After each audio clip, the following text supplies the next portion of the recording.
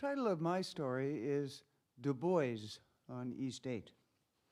I had come to the University of California, Davis School of Medicine in Sacramento in the early 1980s, and that was a time when the cases of AIDS were rising rapidly, largely in gay men. Most of our infectious disease faculty didn't want anything to do with them.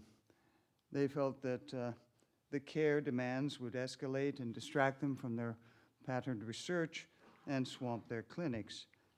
Now, there were only 2 internists in all of Sacramento that would take AIDS patients into their private practices.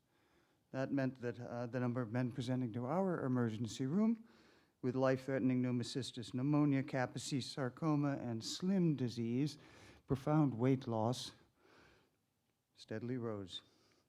Now, one member of our infectious disease group, Dr. Neil Flynn, went into action. He ceaselessly begged and then demanded from administration that an AIDS ward be created, and he made such a fuss that it actually happened, which none of us expected.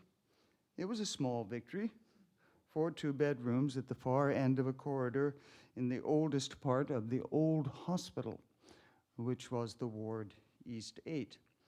And the patients in these beds were all in isolation, and all their nurses, residents, students, and attendings had to be volunteers. You could not ask anyone to go and do this and compel them to.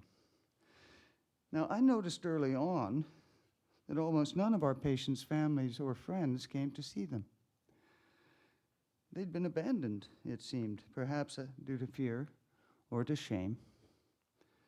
Now, one day I was standing in the corridor of East 8 talking with my team when I heard a gravelly voice behind me say, "Where's Daboise?"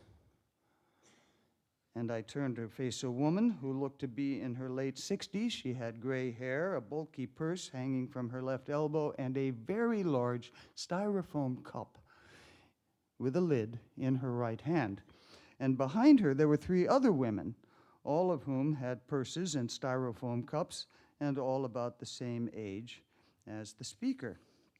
So I turned to her and I said, "I'm sorry, ma'am, I don't think we have anyone here named Daboise." And she shook her head. She said, "We want to see Daboise, you know, the ones with the terrible sickness." Well, word had got out, and these women heard that our AIDS patients in East 8 had few visitors. So, as members of the local synagogue's chicken soup group, they had made and brought soup as a medicinal, along with purses stuffed with books and puzzles and games and decks of cards as gifts for the boys who agreed to see them.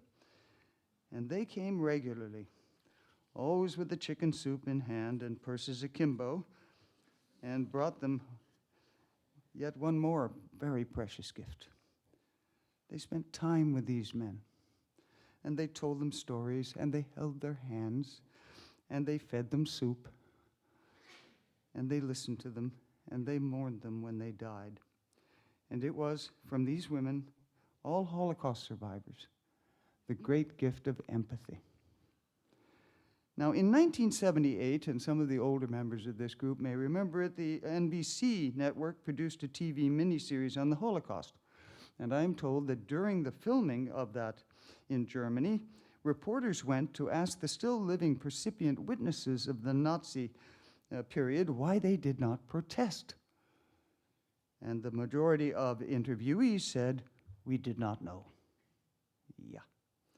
Of those who admitted that they did know about the slaughter, not just of Jews, but of gypsies, homosexuals, the mentally ill, the unfit, all of whom the Nazis called Untermenschen, subhumans. Most of those interviewed answered, they said, "You don't understand. The Gestapo and SS were everywhere. They had the guns. They were killing people. They could have killed me and my family. What could I do?" Then the reporters interviewed some of the still remaining rescuers, now called the righteous, who at great risk had led out of danger these targets of Nazi cleansing, and they said, "You don't understand. The Gestapo and SS were everywhere. They had the guns. They were killing people. They could have killed me and my family. What could I do? Exactly the same answer, but a very, totally different moral imperative. These righteous were men and women who could not ignore the humanness of others. They could not deny that these others were fully human, like them. Empathy is not the same thing as kindness or sympathy or pity or understanding. It is rather knowing of someone's suffering, the presence of an inescapable awareness that this could be me. Because of that shared humanness, the rescuers were compelled to help. Now, medical schools, admissions committees assay applicants for grades and test scores and activities. I think we must, and many now do, add evidence of empathy as a prerequisite for those chosen to be selected. It is one of the most valuable gifts any physicians can give to patients. Thank you.